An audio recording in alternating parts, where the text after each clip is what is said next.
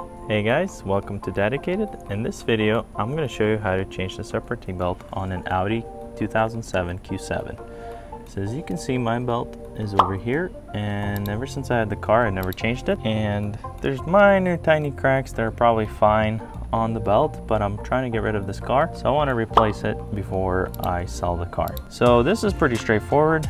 I have my tensioner right here.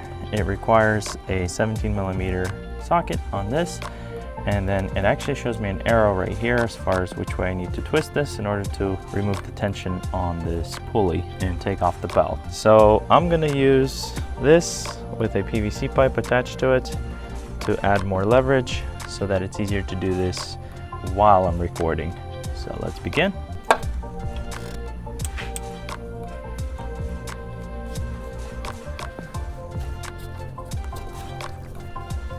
Just like that. And then unloop all the belts going around.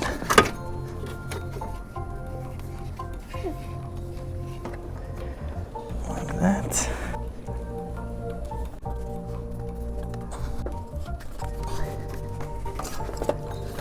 So I got my new belt on Amazon. I wanted to get it faster. I could have ordered it for like $1 cheaper through Advanced Auto Parts, but it takes like a week to get here, and my local Advanced Auto Parts didn't have one, and I'll have a link below.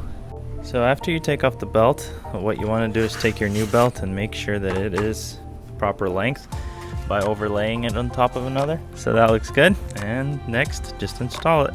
So first I'm going to start by putting this on the tensioner. So it's actually better to come from the bottom, but there's like a little pinch over here, so I'm gonna need to put the 17mm socket and then try to loop it around that first, like this. There you go. Now I can do the rest. Basically loop the rest like that. So follow the diagram when you're putting the belt back on. It's kind of hard to show you how it goes on here, but I'll have the diagram and just basically loop it around all the pulleys the way it's shown. And then lastly, I'm gonna put this one on when I'm reducing the tension. Take this.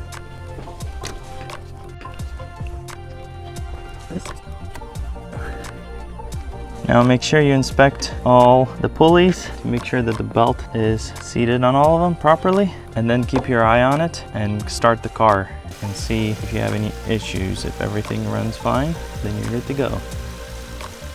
So thank you for watching. If you have any questions, comments, if this video is helpful, leave a like and don't forget to subscribe, and I'll see you guys next time.